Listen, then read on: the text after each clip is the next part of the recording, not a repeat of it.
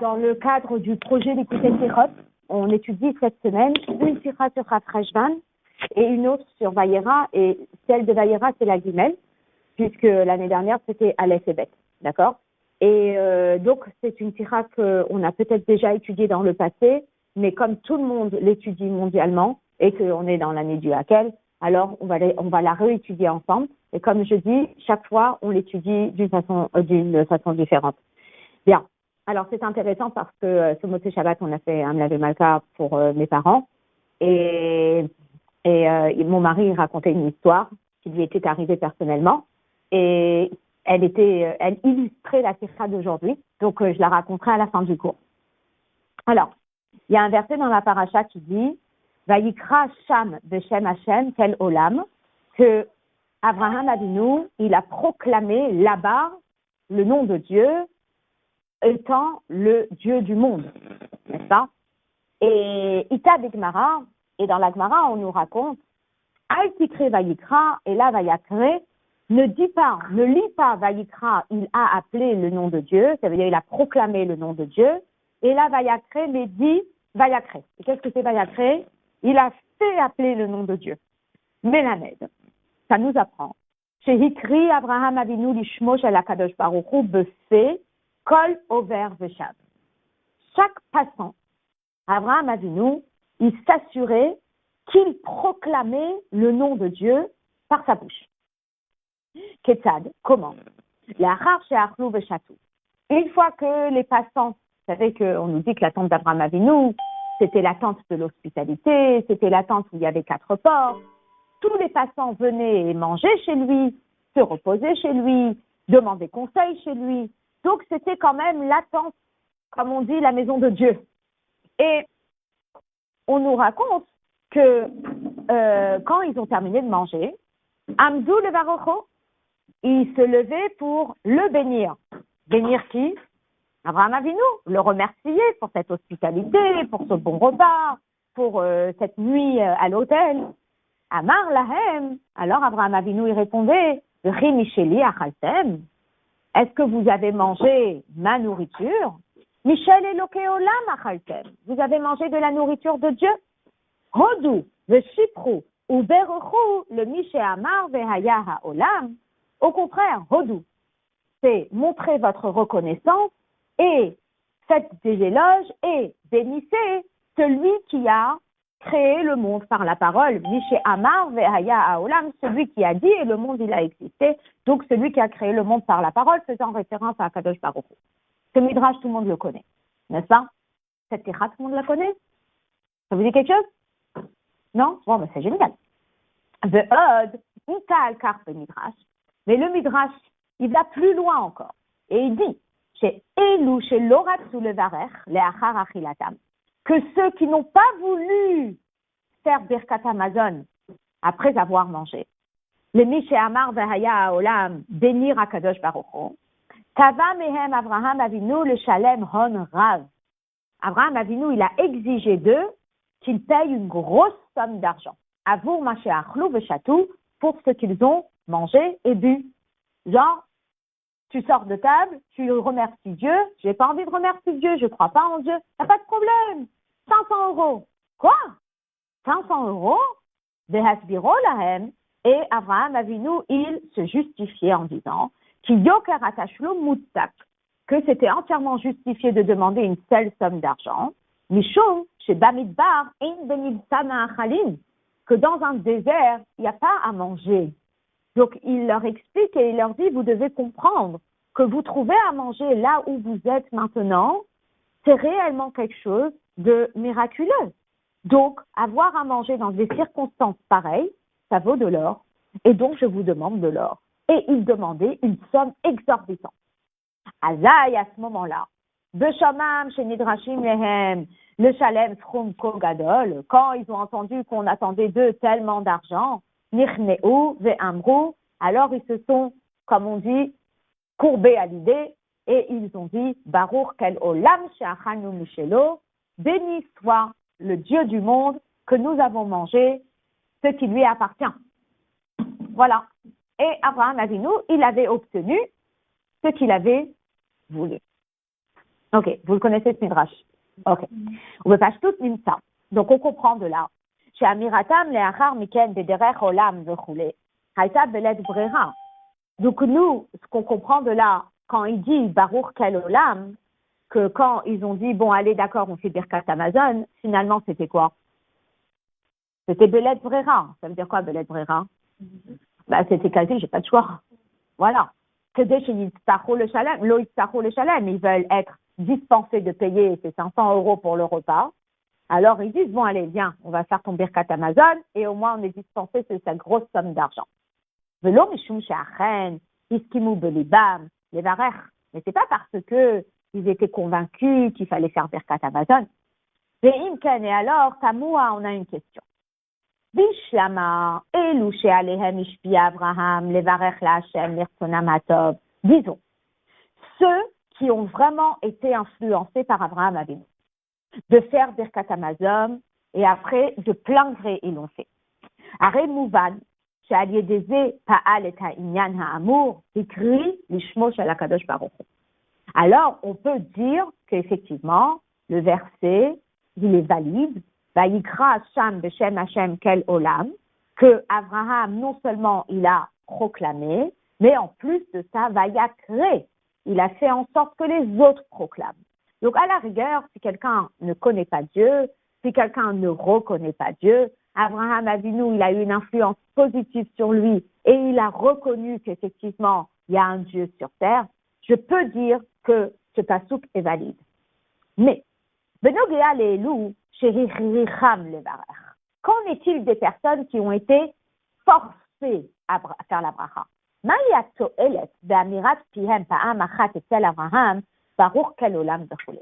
À quoi ça sert cette histoire de forcer quelqu'un à dire merci Dieu sous la pression? Et finalement, il n'y croit pas un instant. Et finalement, demain, il ne le dira pas. Il a fait sous pression et il dit, tu m'as mis la pression, je le fais, mais je n'y crois pas et demain ne reviens pas me voir. Ça servait à quoi de lui mettre la pression aujourd'hui? Si on sait que cette personne, Bechal, elle n'est pas du tout convaincue.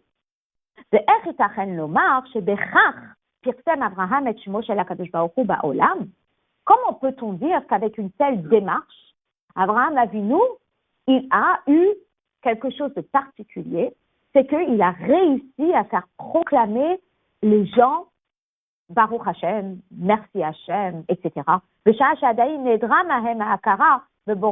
Alors que ces gens-là, ils n'étaient même pas convaincus. Donc, c'est comme si je force quelqu'un à faire quelque chose et je dis, ah ça y est, j'ai réussi à lui faire faire.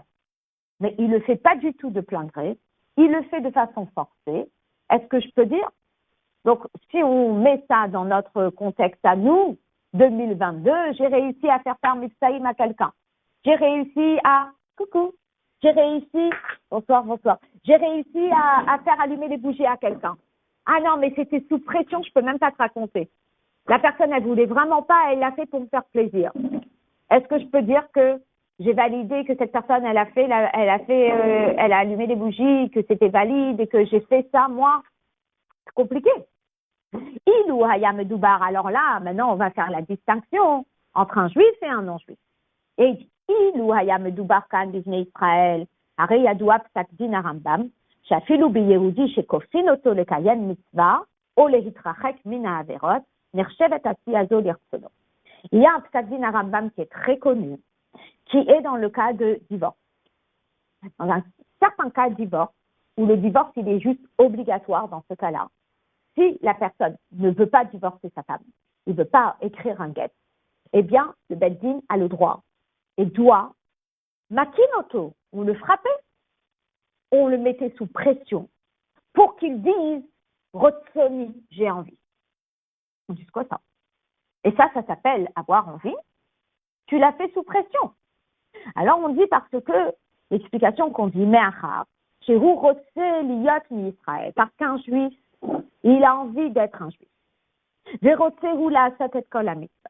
Et un juif, dans le fond, il a envie de faire toutes les mitzvahs. Et un juif, dans le fond, il a envie de s'éloigner de toutes les avérotes. Le seul problème qu'il a, ce juif, c'est quoi? Yitro ou shetokfo. C'est qu'il a un yeter hara. et que ce Yetzer Hara, il est trop fort. Alors, qu'est-ce qu'on fait avec ce juif? Kevan, chez Hukar, on va le frapper. Chez Tachash Yitro, jusqu'à ce que son Yetzer Hara, il faiblisse. Ve'amar, et que la personne puisse dire Rotseani. Kvar Geresh Lersono. Quand il dit Rotseani, ok, j'accepte, c'est pas que Dieu préserve, comme les gens sous l'Inquisition qui ont dit ah oui, c'est moi qui ai tué parce qu'ils étaient sous la pression des bourreaux là, qui étaient en train de leur brûler les ongles, de leur brûler je ne sais quoi. Et ça, c'est une pression qui est juste une pression. Mais pour le juif, dans sa nature, il veut faire la volonté de Dieu. Et parfois, il faut lui mettre un petit coup de pression pour que sa nature profonde, elle, rejaillisse. Parce que il y a ce qu'on appelle un blocage extérieur dû à sa Yetzer Hara. Et il faut casser un peu ce blocage extérieur pour que sa vraie volonté, elle ressorte. Kelomar. Be'etzem ou bepnimiut, nafsho rotsa, kol Yehudi, le kayem et amitzvot. Ou bepnimiut nafsho, pardon. Ça va? Ça fait plaisir? Voilà. Ici, vous avez des tirottes. Alors, dans sa vraie nature, bepnimiut nafsho, dans le fond de son âme, un juif, il a envie de faire la volonté de Dieu. Le sirouvo, le kaiman, ou inyan chitsoni bilvad. Et s'il refuse de faire la volonté de Dieu, c'est uniquement pourquoi? Parce qu'il a un Yetzer Hara. Ou même il a hakfiya poelet et bitul ha'itnakdut ha'chitzonit chez mitzad ha'yetzer. Et donc, si on lui met un coup de pression, qu'est-ce qui va se passer? Eh bien, c'est cette, comment on dit, ce blocage externe qui est en train de se ramollir. Et alors, Azaya Mirato, Rotseani, Hi mitzad gilui rotsono shel Yehudi. Et quand il dit finalement, ok, j'accepte, c'est parce que c'est le fond du juif. Vous savez, ça nous rappelle les histoires de la personne qui, on tape à la porte, on demande est-ce que tu vas allumer les bougies, et il nous ferme la porte au nez, et la deuxième fois, il nous claque la porte au nez, la troisième fois, il nous claque la porte au nez, et la personne, elle se dit, la prochaine fois qu'elle vient à la porte, eh bien, j'allume les bougies. Et puis, la prochaine fois, on n'est pas venu. Et il y a une frustration. Ça veut dire que dans le fond, un juif, il veut faire une mitzvah, mais parfois, il y a cette carapace qui se met, qui est uniquement due au Yetzer Hara. Et ça, parfois, il faut le casser. Et comment on le casse? Alors, on dit, parfois, il faut mettre un peu de pression. Donc, ah oui, exactement. Mais on va en parler à la fin. Là, pour l'instant, on va développer cette notion. Parce qu'évidemment, le rabbi ne va pas rester avec cette notion. Le rabbi va approfondir. Et après, il va nous donner une aura pour nous. Donc, il dit, Machenken, Kol Over Veshav Benidon Didan. Mais par contre, pour un juif, je peux comprendre. Le coup de pression pour un juif, il est légitime parce que dans le fond, un juif, il veut faire la volonté de Dieu. Mais par contre, pour le non-juif ou pour celui qui n'est pas croyant comme ceux qui vivaient à l'époque d'Abraham Avinu, à quoi ça servait de leur mettre un coup de pression? Ils veulent pas. Mais est-ce que le fait de mettre un coup de pression, ça veut dire que dans le fond, ils voulaient? D'où ils voulaient dans le fond? Ils n'ont pas de neshama dans le fond. Donc, pourquoi Abraham Avinu leur a mis cette pression-là? D'accord? Alors, c'est très intéressant. Mais dans le hotbet que je vais expliquer oralement, eh bien, il y a le Yefet Toar, qui est un commentateur, qui dit que c'est possible qu'en réalité, eux, ils jouaient un jeu, les gens, ils étaient malhonnêtes. D'accord? Ils faisaient semblant qu'ils remerciaient Dieu. Dans le fond, ils n'y croyaient pas. Mais ils se disaient, on ne peut pas payer cette facture de 500 € pour manger, c'est pas possible. Donc ils disaient à Abraham, qu'est-ce que tu veux? Qu'on dise merci Hachem. Et Abraham les libérait. Chouette, c'est magnifique. Donc finalement, ce qui se passe, c'est quoi? C'est que, selon le Yefet Toar, Abraham, il a juste validé sa mission. Et quelque part, on met entre parenthèses si les gens qui l'ont fait étaient honnêtes ou malhonnêtes. Mais quelque part, quand on regarde ça, on se dit c'est quand même étonnant. C'est quand même étonnant que Abraham Avinu soit au niveau de personnes qui cherchent à valider une case à cocher en disant j'ai réussi à lui faire dire merci Hachem, j'ai réussi à lui faire dire merci Hachem. Entre guillemets, ça m'est égal s'il y croit ou s'il n'y croit pas. Surtout que on nous raconte que Akadosh Baruch Hu, eh bien, il était tellement fier de Moshe Rabbeinu, d'Abraham Avinu, qu'il dit Ma'ali ane alecha que ilu atashuta fini bibriato shalolam. Il l'a considéré comme un associé dans la création du monde du fait que Ani lo haya shemi nikar la briot vehikarta oti bebriotai. Je n'étais pas connu parmi les créatures et toi, tu as fait en sorte que je sois connu parmi les créatures. Dites-moi, si les personnes, elles étaient malhonnêtes lorsqu'elles ont dit Baruch Hashem, c'est possible que Abraham Avinu soit considéré comme l'associé d'Akadosh Baruch Hu dans la création du monde et celui qui a fait reconnaître Dieu dans la création du monde. C'est quand même un peu étonnant. Donc, le rabbi, il dit, ok, il y a un commentateur qui dit peut-être que c'était honnête de la part d'Abraham, mais pas spécialement honnête de la part des passants qui venaient manger chez lui. D'accord? Mais le rabbi, il dit, c'est quand même étonnant de dire comme ça, parce que on voit de par ailleurs la reconnaissance d'Akadosh Baruch Hu face au travail de Abraham Avinu. Qu'Abraham Avinu, il a changé le monde parce qu'Abraham Avinu, il a fait en sorte que les gens qui ne connaissaient pas Dieu ou qui ne croyaient pas en Dieu ont fini par le connaître. Et que finalement, eh bien, on ne fait pas de distinction entre ces personnes et ces personnes et que tout le monde a quelque part été mis dans le même sac. Donc, il doit avoir quelque chose de particulier dans la démarche d'Abraham Avinu qui a soutenu le fait qu'il le fasse et le refasse et le refasse et le refasse, à tel point que dans le verset, on nous dit que Abraham, non seulement vaïkra, qu'il a proclamé le nom de Dieu dans le monde, mais en plus de ça, vaïakre, qu'il a fait en sorte que les autres aussi le proclament, et que si tu penses un instant que c'était pas du sincère de la part des gens, eh bien, il y a dû avoir quelque chose quand même. Et donc, on va expliquer c'est quoi. Et là, le rabbi va expliquer que lorsqu'une personne n'a pas envie de faire une mitzvah, d'accord, il y a plusieurs façons de s'y prendre. Alors, évidemment, je vais vous dire à l'avance, ne testez pas. Parce que c'est assez hard comme démarche. C'est une démarche qui est certainement propre à des tzadikim. Vous allez voir, on va raconter 3 histoires. Et dans ces 3 histoires, eh bien, si on essaye 2 minutes de s'imaginer dans la scène en se disant, bah, tiens, cette démarche, elle me plaît bien, je pense que je vais l'adopter. Je vous dis, à la fin de la sira, le rabbi, il nous explique comment appliquer ça, nous, dans notre avodat Hashem. Mais on va s'inspirer d'Abraham Avinu à un certain degré, d'accord? Mais le rabbi va quand même rentrer dans les détails de la démarche. Alors, évidemment, il va mettre l'accent sur la sensibilité d'une personne. D'accord? Imaginez-vous, vous voulez mettre les tefilines à quelqu'un. Donc, je suis en train de penser à ces petits bachourim qui sortent de la yeshiva, qui sont tous sincères.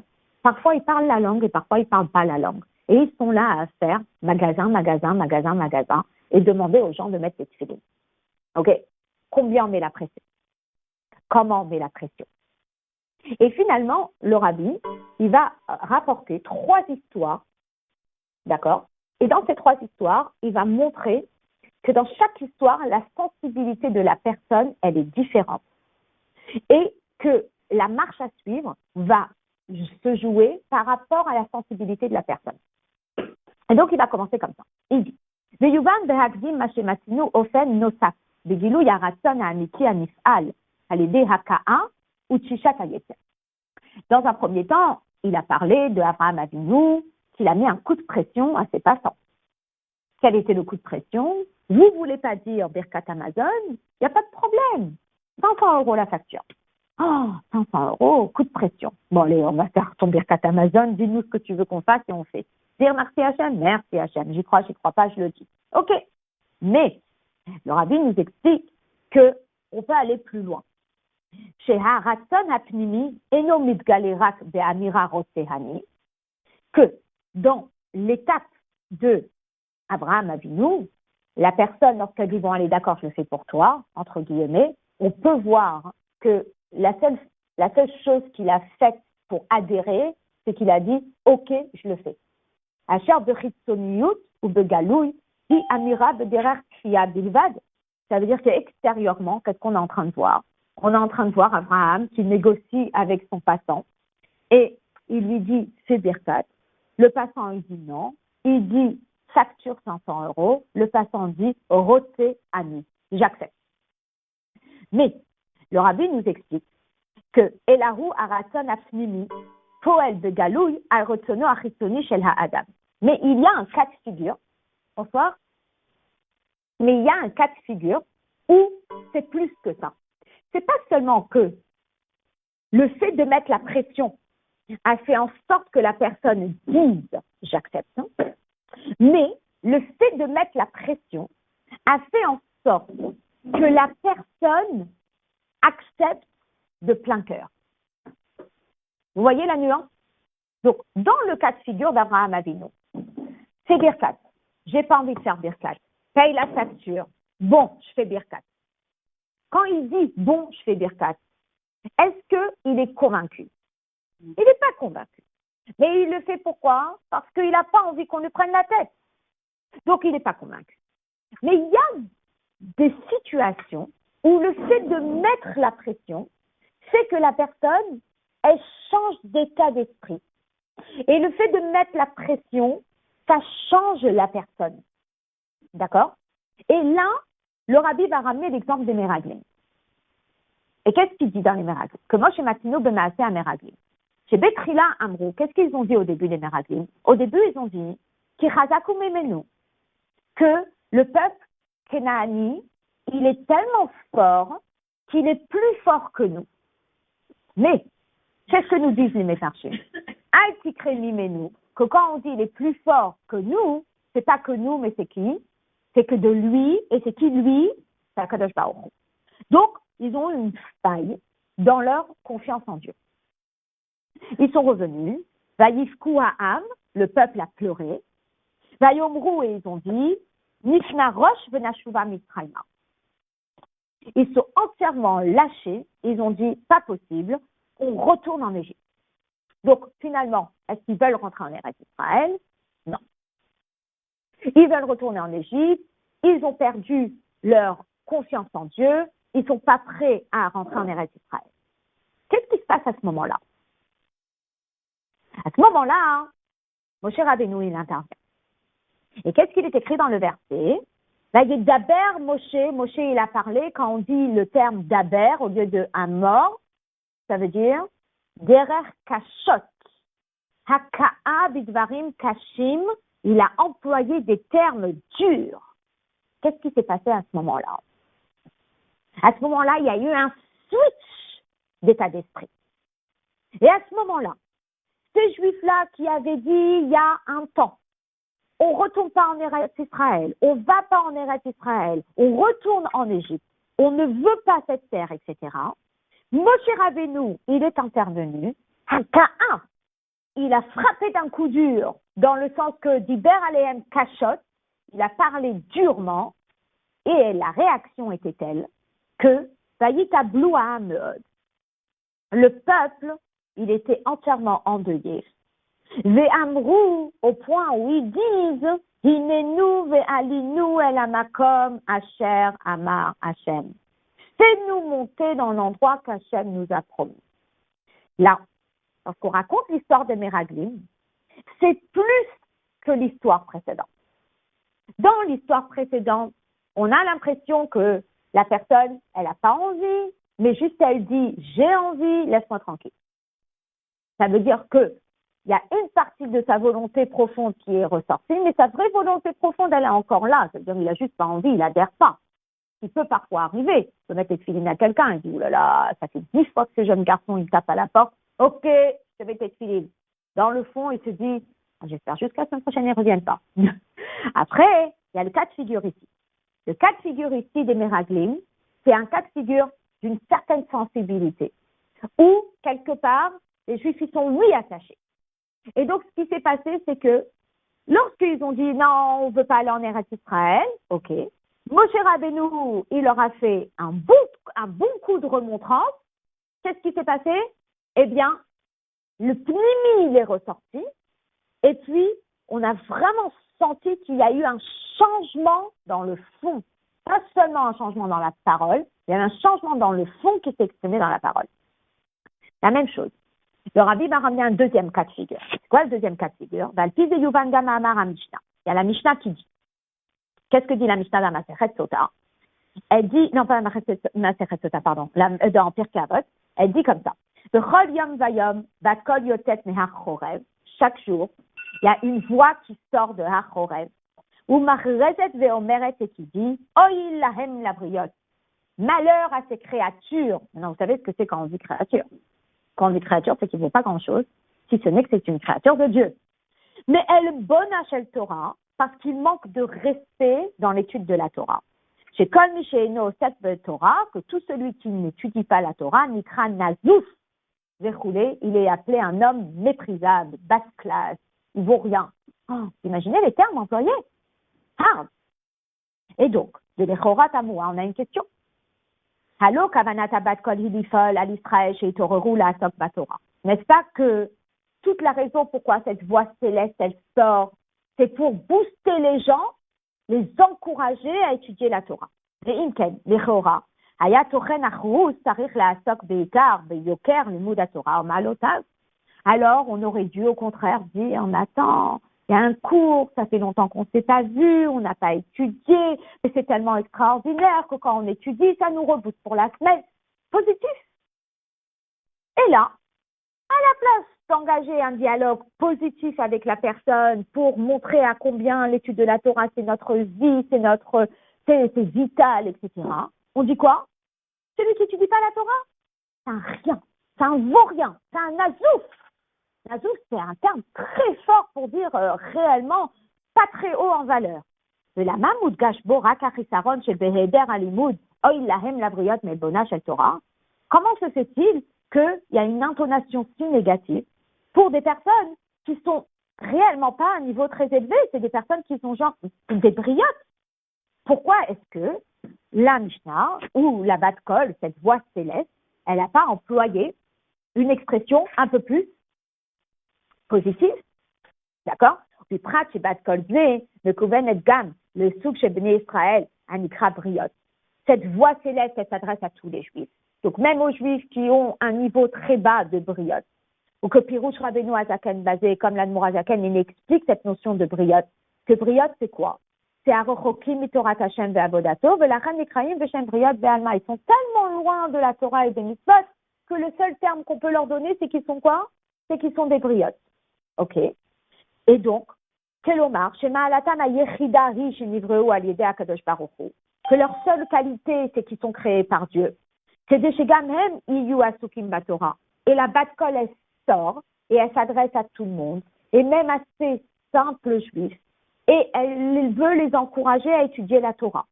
Les Chora, a priori, Echitachen, chez le Sorech Hashpa, Yehudim Kaelu, Yedai Bichruz, Oy Lahem Labriot Melbona, le Lo Hasbarat Ayoker Va'amala Belimud Torah. Quelqu'un qui est si éloigné, il n'a rien à son nom si ce n'est d'être une créature de Dieu. Comment est-ce que je peux l'encourager à venir étudier la Torah si ce n'est de lui dire, les gens qui n'étudient pas, ils ne valent pas grand-chose. Hein. Vous imaginez? Et si on a envie d'encourager quelqu'un qui est très éloigné, au contraire, en général, personne qui est très éloigné, c'est sa copine qui lui a dit, tu sais, c'est trop bien de venir étudier. Viens une fois étudier, et elle va l'emmener genre à la soirée où le cours il va durer juste 20 minutes, rien que pour lui donner un petit peu le goût. Et là, la Bat Kol, elle n'utilise pas cette méthode-là. Et la Bat Kol, elle utilise une méthode qui est quand même très hard. Une méthode qui dit, tu sais, tu n'étudies pas, tu ne vaux pas grand-chose. Et on espère que par ça, la Neshama, elle va se réveiller, elle va dire, ouais, il faut absolument que j'aille étudier. Vous imaginez? Alors, comment on explique ça? Elle dit, mais achar, chez le Chol Ish Israël, yesh nefesh Eloki, chez Retzona lekayem kol ha-mitzvot. Parce qu'en réalité, ce juif, il a une Neshama. Et cette Neshama, elle veut faire les mitzvot. Et Yeteramizo est plus que cela. Mipnimioto, Nimsaïm, Otrot et Karim. Dans son fond intérieur, il a des trésors. Il croit en Dieu. Il aime Dieu. Il craint Dieu. Are en zakouk le hesberim odot godel ha'ilul shel haTorah. Il n'a pas besoin d'être inspiré par, tu sais comment le cours il est extraordinaire. Parce que dans le fond, il sait ce que c'est. En sorer ela leorer et pnimioto, shetavo lidei gilui. Ve'azai memela ya'asaf Torah. Il a juste besoin qu'on le booste, il a juste besoin qu'on le secoue, il a juste besoin qu'on le réveille et il viendra étudier la Torah. Donc, Balkan est pour cela. Iloule haya yehudizé bedarga briot. Si il n'était pas si bas, Efshar haya legalot et aotrot hayekarim shebo al yedei gilui or. Effectivement, s'il n'était pas si bas, eh bien, on aurait pu évoquer la beauté de l'étude de la Torah. Aval ma'achar shehu bedarga briot. Mais comme il est à un niveau tellement bas, haynu shemip'at hachumriyut ve'agasut shebo mitzad hakochot hagluim en or nishmato yachol leha'ir. Alors, ce qui se passe, c'est quoi? C'est incroyable, ça.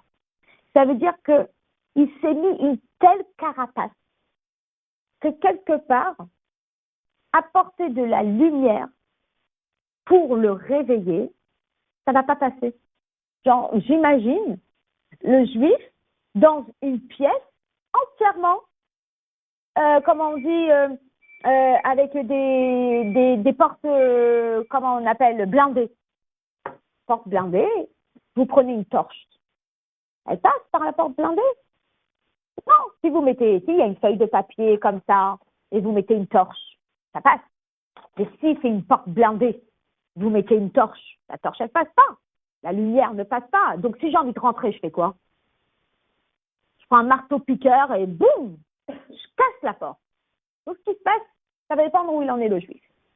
Si le juif, il s'est mis une certaine carapace, qui est une carapace assez fine, à ce moment-là, lui parler de la beauté d'un cours de Torah, ça va peut-être le réveiller, ça va peut-être le bouger.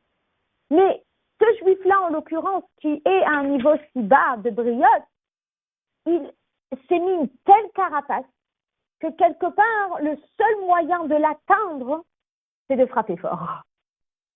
Et donc, c'est pour cela que la Mishnah nous dit, qu'est-ce que dit la Bat-Kol? Elle dit, Oy lahem la briotte, mais bona shel Torah. Malheur à ces créatures qui sont en train de négliger l'étude de la Torah. Donc, qu'est-ce qu'on doit faire? Yesh torer lehasir velishbor être brioto amechase alors aneshama ve'asarat achumbrioti al yedeh ha'achraza ve'hanezifa oy lahem la briotte shekol mi she'eno sefer Torah nikra nazif.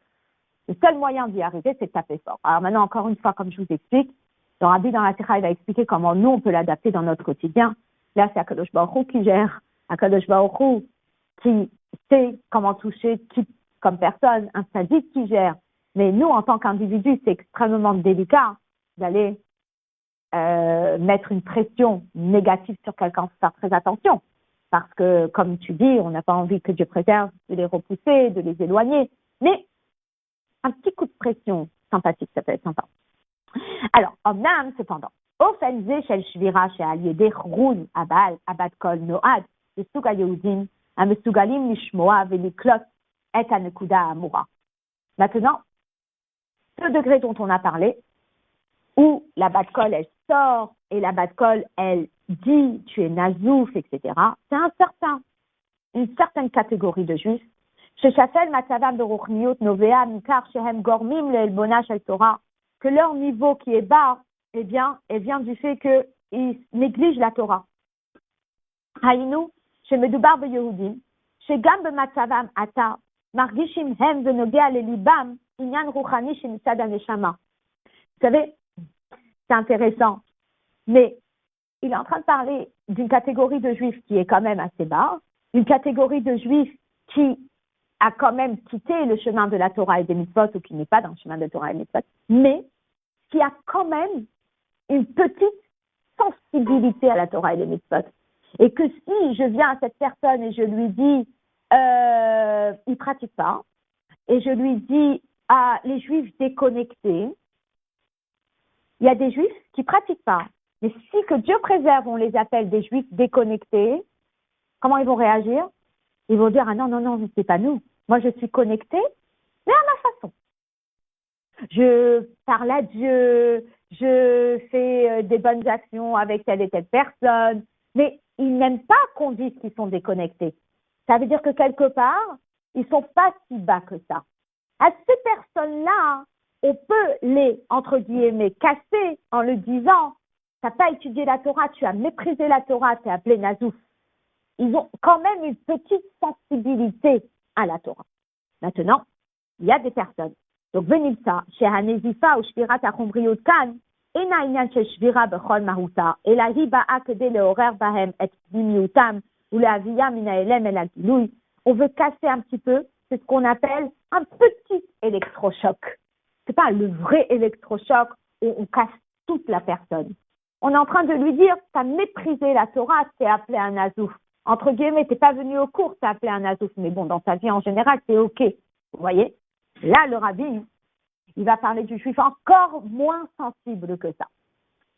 Alors, c'est qui le juif encore moins sensible que ça? C'est le juif qui est réellement déconnecté. Alors, qu'est-ce qui se passe avec ce juif qui est entièrement déconnecté? Aval yeshnogam sion nosaf veyarudat yoter. Shel mi shenimtza beshafel ko gadol.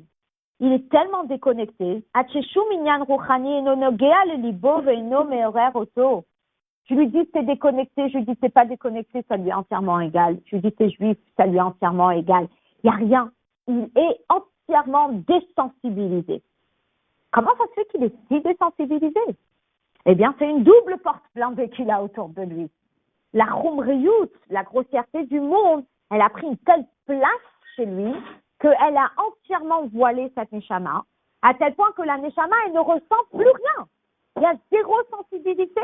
On lui dit c'est Rosh Hashanah, ça lui dit rien. On lui dit c'est Yom Kippour, ça lui dit rien. Ça lui dit rien. Il sait même pas que c'est pour lui. Il sait même pas que c'est Bichal pour lui. C'est pas qu'il dit je vais aller contre Yom Kippour ou je vais exprès manger Yom Kippour. C'est Bichal, il sait même pas que c'est Yom Kippour. Il sait pas que c'est juif. Il sait pas ce que c'est Yom Kippour. À ce moment-là, qu'est-ce qui se passe avec ce juif? Si je lui dis la honte, celui qui n'étudie pas la Torah, il se l'approprie même pas ça. Donc, ça ne va pas l'aider, ça ne va pas le réveiller. Donc, Krapé Yehudi Kazé, par rapport à ce juif-là, étant donné qu'il n'est même pas capable de comprendre à quel point il est bas.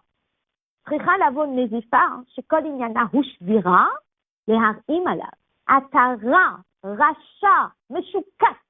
Donc, imaginez les termes employés. À un tel point où on va le réveiller dans son identité totale. On va lui dire, t'es un rachat, t'es pas bien, etc.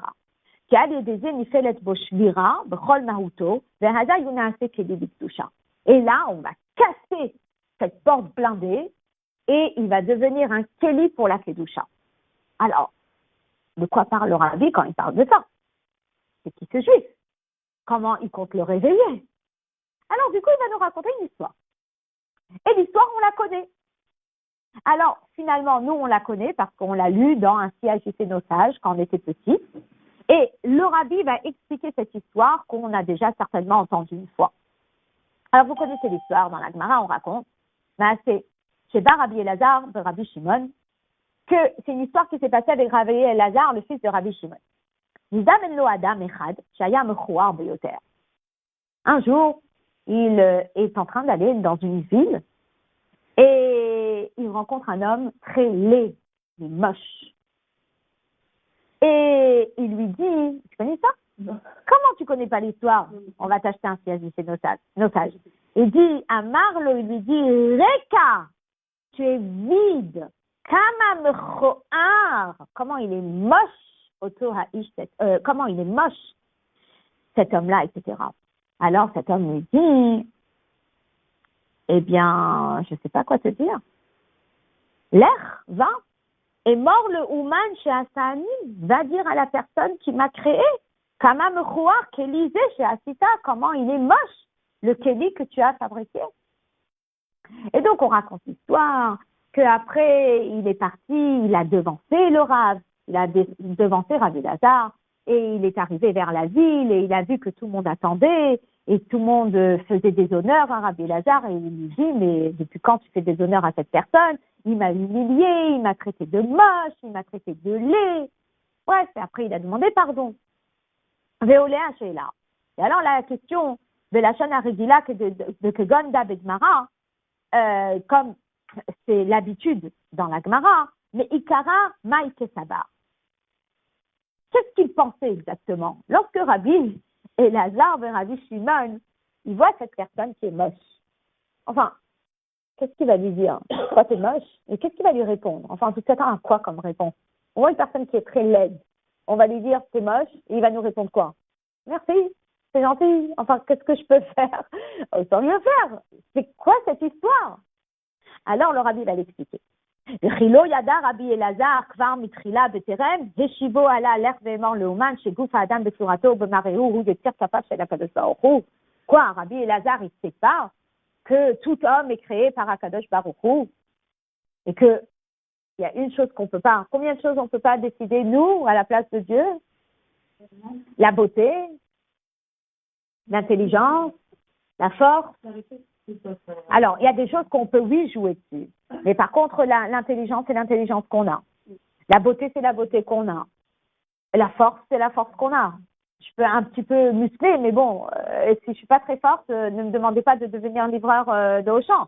Donc, finalement, ce qui se passe, c'est que, qu'est-ce qu'il attendait Rabbi Elazar? Gam Sarich Lehavin, et on a aussi besoin de comprendre. Et puis chez le Rabbi Elazar, comment Rabbi Elazar il a dit quelque chose comme ça? C'est vraiment, ça nous intrigue. Et donc, Rabbi basé, voilà l'explication que donne là-dessus le Rabbi, incroyable, extraordinaire. Il dit, Velachan Reka Kamam Choar Oto Aish, Itkaven Rabbi Elazar Beikar, les Rekanut Vcheur, la Amitatam, de Mouvan Aruchani. Lorsqu'il a vu cette personne, il a vu son fond. Et dans son fond, il a vu une personne qui était vide, une personne qui n'avait pas de Torah et Mitzvot. Haïnou, שהרגיש בכך שהאדם זה ירוד ביותר בציורו הרוחני, ולא מצא בו איזושהי מעלה אמיתית רוחניות וכו'. Il a vu qu'il était vide, il a vu qu'il avait rien comme qualité spirituelle. Vous imaginez à quel niveau spirituel cette personne devait se trouver. Mais Rabbi Elazar, il savait qu'en disant ça allait le réveiller. Béter Alken. גם המעלה היחידה באלו שנקראו בריות בעלמא, לא הייתה ניכרת ומורגש באדם זה. Et cette personne, elle était même inférieure à la personne et au cas précédent où la personne, elle avait au moins la sensibilité et elle était appelée brillante. ועל כן, ראה רבי אלעזר, שבמצבו הרוחני כמות שהוא, אי אפשר להחזיר לאדם זה שלום. Imaginez? Et il a vu qu'un homme pareil, il ne peut pas lui dire shalom. Et il peut avoir zéro impact sur lui. C'est pas une porte blindée. C'est genre hermétique. On peut rien faire. מלבד על ידי ביטוש וביטול רקע כמה מכוער שנשבור את חומריותו וגסותו. Si ce n'est de casser cette grossièreté, de casser cette porte hermétique, et ça c'est comment? En tapant fort. וזהו, שתקף לאחר הביטוש והשבירה, que dès qu'il a prononcé ces termes-là, eh bien, qu'est-ce qu'il lui a répondu l'autre? Eh bien, il lui a répondu, l'herbe est mort le Ouman chez Hassan. Ça lui a fait un déclic et il s'est rendu compte qu'il y avait un Dieu. Et il lui a dit, mais va demander à l'artisan qui m'a fait, en faisant référence à qui? À Kadosh Baruch Hu. Et il est devenu une personne sensible, prise de conscience. Amargisha Bekiyum ou Manche Asani, qui a pris conscience qu'il y a un Dieu qui existe, qui l'a fait, que l'Omar chez Akolpanim de Mala Amoura et Yotonivra chez Barak Kadosh Baruch Hu. En disant ça, il a déclenché chez ce juif qu'il est une brigade à Kadosh Baruch Hu, qui est une création de Dieu. Il était ramisé plus que cela. Il dit, Ouman chez Asani, Moré chez Gam Alargasha Betachlit Briato, que Shem chez Asiato Shaluman hi, le Shem Kavana Betachlit. Et lorsqu'il a dit, il aurait pu dire Dieu qui m'a créé. Mais il a dit l'artisan qui m'a fabriqué. Très fort cette notion. C'est très beau. C'est qu'elle est entièrement reliée au Hayom Yom d'aujourd'hui. Le Hayom Yom d'aujourd'hui parle du fait que Mitzadeh Hachem Gever Konenu, c'est ça, que Hachem il nous trace les pas de l'homme. Et à la fin du Hayom Yom, le rabbi il parle du fait qu'un homme, il doit réfléchir quelle est sa mission sur terre. Lorsqu'il dit, va demander à Dieu, qui est l'artisan qui m'a fait, en réalité, un, il prend conscience qu'il y a un Dieu. Deux, il se dit, tiens, si l'artisan m'a créé, je dois servir à quelque chose. Et c'est très beau. Vous imaginez quelqu'un qui est artisan. Moi, j'ai une cousine qui a commencé un petit peu l'artisanat. Et elle fait des très jolies assiettes en verre avec différentes couleurs de verre. Elle a un four spécial. Maintenant, quand elle crée ce bol et un autre bol et un plateau, vous pensez qu'elle veut en laisser un non utilisé? Chacun qu'elle confectionne, elle se dit, il va servir à des petits bonbons, il va servir à ce paquet de chips, il va servir à ses laquettes, il va servir à ci, il va servir à ça. Et elle espère qu'il va être vendu pour qu'il soit utilisé. Quel artisan crée quelque chose pour ne pas que ce soit utilisé? Quel artisan fait quelque chose pour ne pas, une peinture pour ne pas qu'elle soit pendue, accrochée dans une salle à manger? Donc, quelque part, lorsqu'il dit, demande à l'artisan qui m'a fait, numéro 1, il a pris conscience qu'il y a un Dieu, qu'il a créé. Numéro 2, il a compris qu'il est un Kéli pour faire une mission. Et quelque part, explique le rabbi quelque part dans la Gabe plus tard, il dit que c'est la raison pour laquelle Rabbi Elazar, il a demandé pardon après. Parce qu'il s'est rendu compte qu'il n'était pas si bas que ça. Cette prise de conscience, elle est extraordinaire. Vous imaginez? Mais il a fallu faire un petit bitouche. Il a fallu faire une petite humiliation. Alors,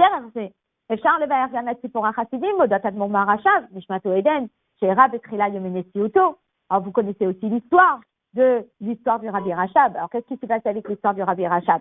Il y avait un chassid qui est venu lui demander une bracha pour quelque chose de très, très, très, très, très important.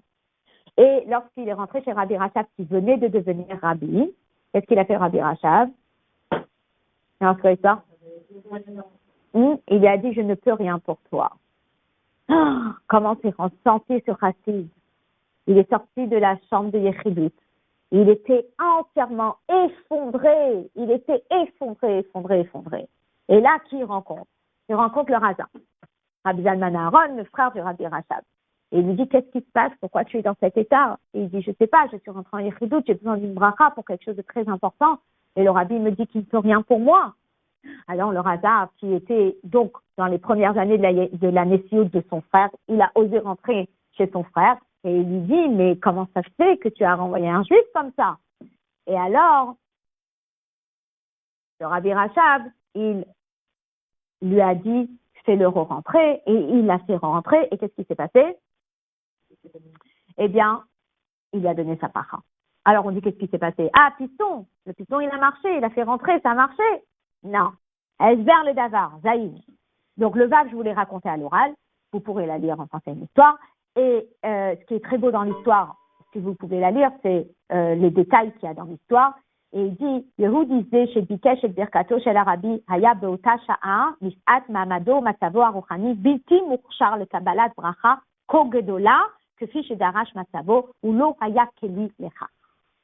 Lorsqu'il est arrivé pour demander la Bracha, dans l'état spirituel où il était, il n'était pas un Keli pour recevoir la bénédiction.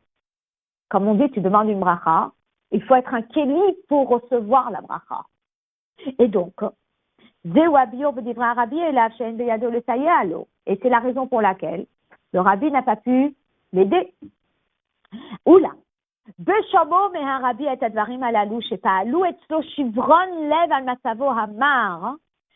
lorsque le rabbi lui a dit, je ne peux rien pour toi, qu'est-ce que ça a fait?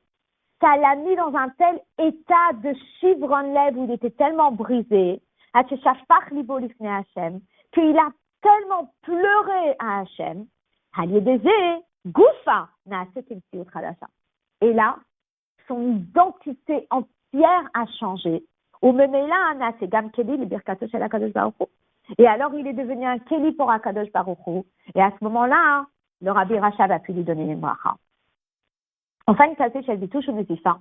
שהמקוון בו הוא לא לעורר ולגלות בזולת יותר הנשמה, שהרי מצבו אתה אינו כלי לאור הקדושה, אלא התעסקות רק בעצם שבירת חומריותו וגסותו של האדם, yesh la makom gam legabe eno yehudi.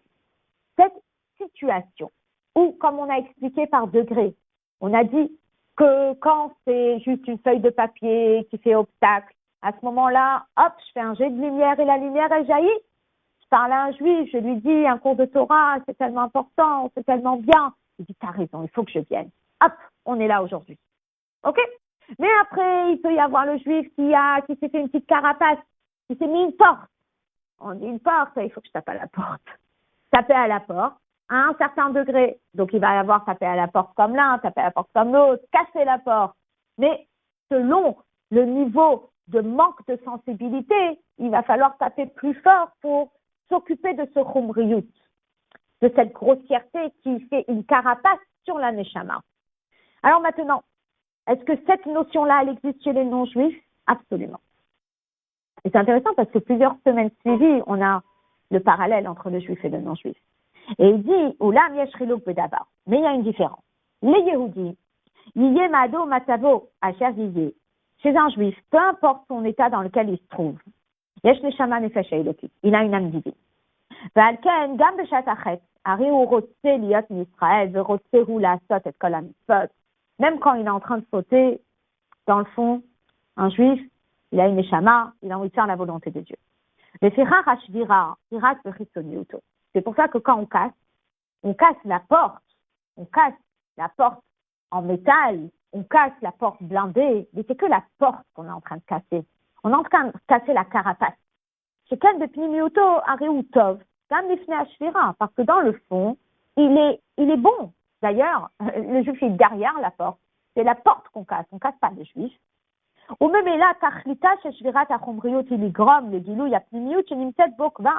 Donc quelque part, quand moi je suis en train de casser cette porte blindée, je sais que qui se trouve derrière la porte blindée? C'est un juif qui se trouve là. Et quand je vais casser cette porte blindée, je vais faire jaillir cette neshama qui est là. Parce qu'un juif, c'est un juif. Par contre, lorsque cette personne n'est pas juive, donc il n'a pas de nefesh elokit,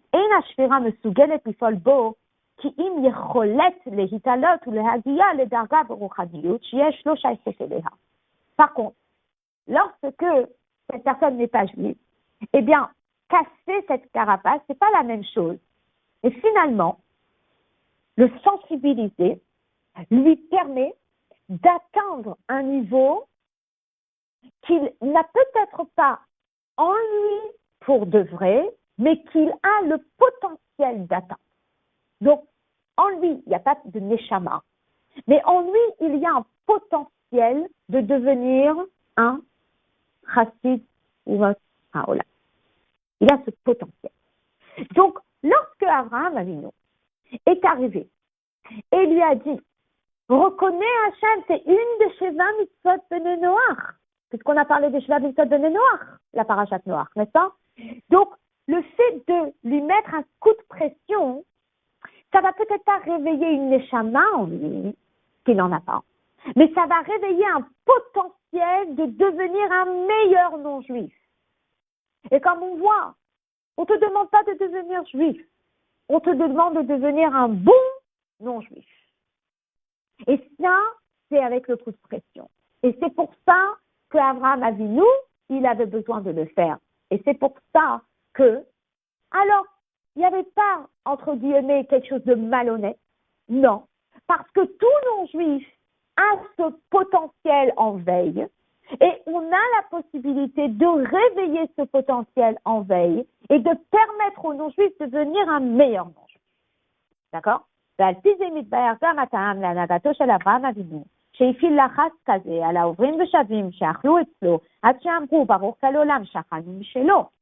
c'est la raison pour laquelle Abraham Avinu, il a fait cette démarche de mettre la pression sur les gens qui passaient chez lui pour qu'ils disent Baruch she'achalnu mishelo. Af le ben Noach, yesh yecholet lehakir bechach sheyesh balabait lebira zot. Un ben Noach, il a ce potentiel de reconnaître qu'il y a un Dieu sur terre. ולכן עסק אברהם אבינו פרסום אלוקות בפה כל עובר ושב, על ידי זה שקירב להבנתם ענייני אלוקות באמצעות ריבוי הסברים. Et c'est pour ça qu'Abraham Avinu, il a utilisé tous les arguments possibles pour révéler l'identité de Dieu dans le monde et que chaque personne qui passait chez lui dit Baruch Shachanu Mishelo. Oula, Mishira'a, chez tel Chelkam, En Kolei Perim Elalu, Nitfasim ou Mashpiim. Mais quand les arguments qu'il portait ne marchaient pas, Mishum Shechumriotam Hikok Dola, parce que leur grossièreté était tellement importante, comme on voit avec les enfants de Noach eux-mêmes. Il y en avait qui étaient plus raffinés que d'autres. Shem, Yafet, nettement plus raffinés que Ham, n'est-ce pas? À ce moment-là, quand ils voyaient que c'était trop grossier et qu'il y avait genre une porte blindée devant ce potentiel, il n'est que des lishportes au Sefetzo Shel Chomriut Vegasut pour enlever cette grossièreté. Et Viam Abraham l'idée Mataf Shel Lachat, comme on appelle ça Akta, il a mis un coup de pression, il a des épahal, et c'est comme ça qu'il a réussi à faire en sorte que ces arguments précédents prennent place chez eux, et Yakiru, et qui reconnaissent, Yomru, et qui disent, Baruch Elolam Shachanu Mishelo. Abraham écarte le page tout. Alors, quel est l'enseignement pour nous aujourd'hui? L'enseignement pour nous aujourd'hui, Maaseh Avot Siman Ebanim, on sait très bien que tout ce qui s'est passé avec nos ancêtres, avec nos patriarches surtout, c'est un enseignement pour nous. Yesh linhog, qu'Abraham Avinu, de la asok de Pirsum Elokut Baolam. On doit se comporter comme Abraham Avinu et on doit répandre Dieu dans le monde. Vedafka beofen shebo asa zot Abraham, et utiliser le même moyen qu'Abraham Avinu. Sharigam ofen anagato shel Abraham ve'avot bichal ou siman lebanim. Parce que c'est pas seulement ce qu'ils ont fait qui est un exemple pour nous, mais même le moyen qu'ils ont employé est un exemple pour nous. Alors, une personne ne peut pas se suffire de rapprocher un juif qui est chez lui à la maison. Et là, yesh latzet la'rochov, velifol sham ala yehudim ovrim v'shavim, ou behadgasha kol ovrim v'shavim. Ok, tu ouvres un bet rabad, les gens ils viennent, tu restes pas dans ton coin, tu vas leur donner cours, tu vas leur faire les mitzvot, c'est magnifique. On te dit, ne te suffit pas de ça. Qu'est-ce qui se passe avec tous ceux qui ne sont pas rentrés à la choule? Qu'est-ce qui se passe avec tous ceux qui ne sont pas rentrés au Bet Rabbad? Ah, il faut que tu ailles dans la rue. Et qu'il faut que tu arrêtes. Kol ovrim v'shavim. Tu leur demandes, est-ce que vous êtes israélite? Est-ce que vous avez fait un mitzvah lulav? Est-ce que vous avez écouté le shofar? Toute la notion de sortir de Rechov. Et là, on va utiliser tous les moyens. Gam kacher le shemkar tarich le sapek lahem, l'ovrim v'shavim divrei machal ou mashke. Parfois, pour les attirer, il faut emmener un joli plateau de beignets. Et parfois, pour les attirer, ça va être un petit sac avec une challah et une bouteille de vin. Peu importe, apporte-le ce que tu veux. Mais teramiso plus que cela. Afidu kacher aderech lifol zot alehem hi alidei lachat. Et parfois, il faut mettre un petit coup de pression. Et le garçon qui revient, et qui revient, et qui revient, et qui revient. On met les tefilines aujourd'hui, on allume une bougie aujourd'hui. Eh bien, Kemouvan de Derech HaTorah, Asher Drachea d'Achenoam. Évidemment, en utilisant un coup de pression sympathique. Drachea d'Achenoam, ça veut dire avec gentillesse. Et Im Yavo Atoen Veitan, Maya Toelet Becholzot. Et s'il y a quelqu'un qui arrive et qui dit, mais attends, dis-moi, qu'est-ce qu'on est en train de faire? Ça sert à quoi tout ça?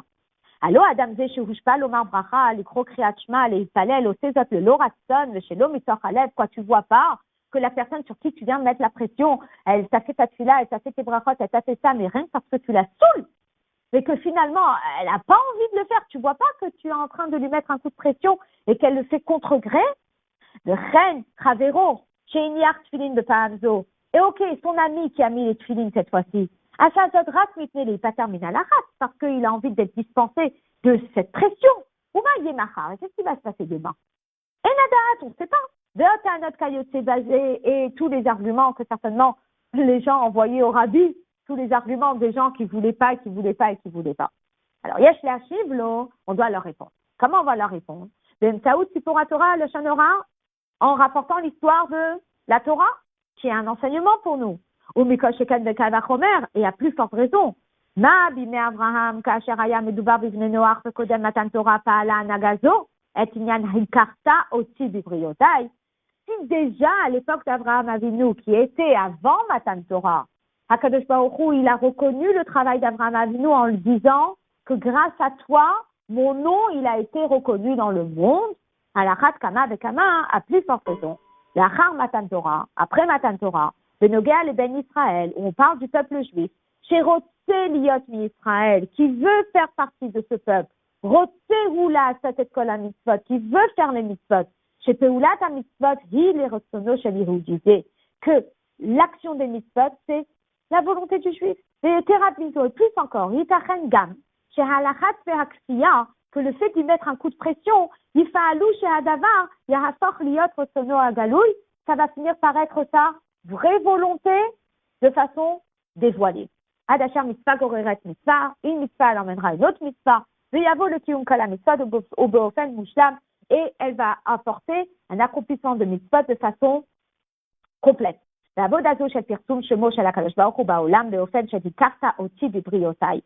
que ce travail-là, de faire diffuser le nom de Dieu dans le monde de façon à ce qu'on a fait reconnaître Dieu parmi les créatures, ça va activer de Mida Kenegad Mida, et Kiyum HaYehud, la promesse, Kimala Haaretz Be'at Hashem, que le monde entier reconnaîtra Dieu, Alebeze Sheyamod Melech Mibek David, Yechov Kol Israël, Lelech Ba ou Lechazet Pitka, et que tout le peuple juif, Mashiach, il va mettre un coup de pression un petit peu sur le peuple juif pour les renforcer et pour qu'ils arrivent à un niveau spirituel très élevé.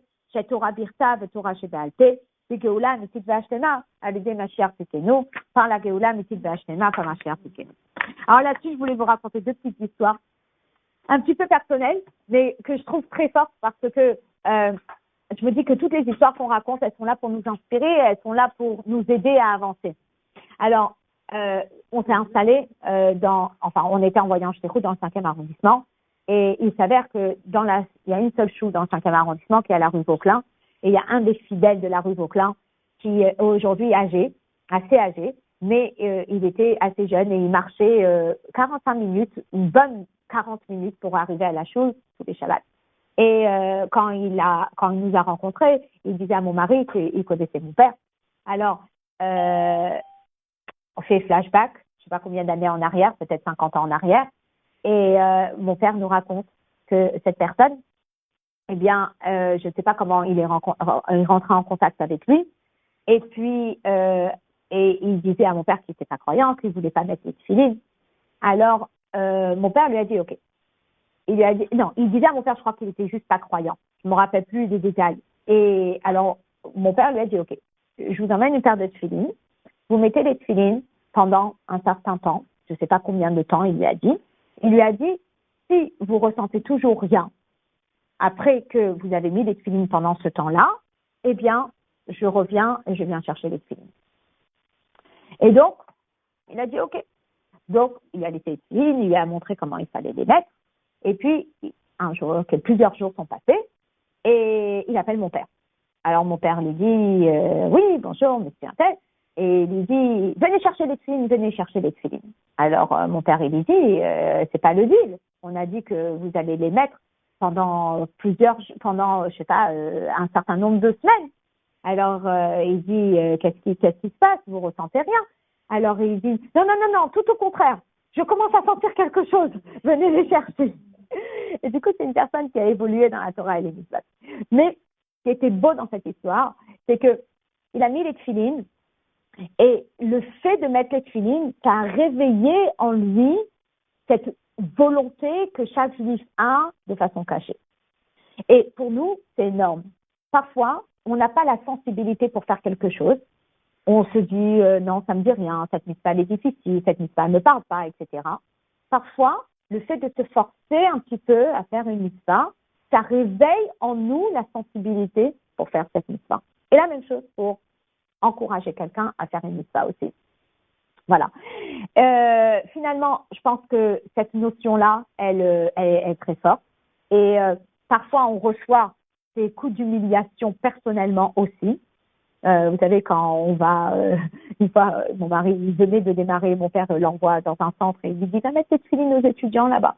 Et mon mari n'est pas très à l'aise avec cette notion d'aller demander à chacun de mettre ses tefilines. Et puis, il parlait pas la langue. Et il a commencé à mettre, à vouloir mettre les tefilines aux étudiants. Et à un certain moment, il y a quelqu'un qui est venu pour lui crier dessus, mais il comprenait pas la langue. Alors, il lui dit, mais qu'est-ce que, je comprends pas, speak English. Alors il lui dit go away, genre ne reviens plus. Et il est rentré à la maison, il était un peu secoué. Alors mon père l'a appelé, il lui dit qu'est-ce qui s'est passé et il lui raconte et il lui dit mais moi on me renvoie de partout. Et je continue dans le sens que c'est pas toujours facile d'aller encourager un autre juif pour faire une mitzvah. Mais quand on sait et quand on est convaincu que cette mitzvah qu'on va lui faire faire, ça va réveiller Retsono, sa vraie volonté profonde qui est en lui, eh bien on se dit c'est pour son bien qu'on le fait. On ne fait pas les choses parce qu'on a besoin de valider des cases à cocher en disant j'ai fait tant de filines et j'ai fait tant de bougies et j'ai fait tant de ça. On fait ça parce qu'il y a un juif en face de nous qui a peut-être cette porte blindée autour de lui qu'on a envie de dévoiler sa neshama. On lui fait faire une mitzvah, alors il y aura peut-être un peu de forcing, mais quand on se dit qu'il y a une neshama qui va briller par cette mitzvah qu'il va accomplir, eh bien, nous, ça nous donne le courage de le faire, et deux, on ne peut pas imaginer, comme dit le Rabbi à la fin de la Sikha, que mitzvah goreret mitzvah, une mitzvah elle emmène une autre mitzvah, et qu'on puisse très rapidement emmener, comme le Rabbi dit à la fin de la Sikha, au Mala Aretz Bea et Hashem.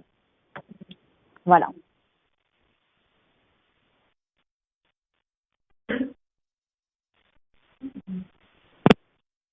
Quoi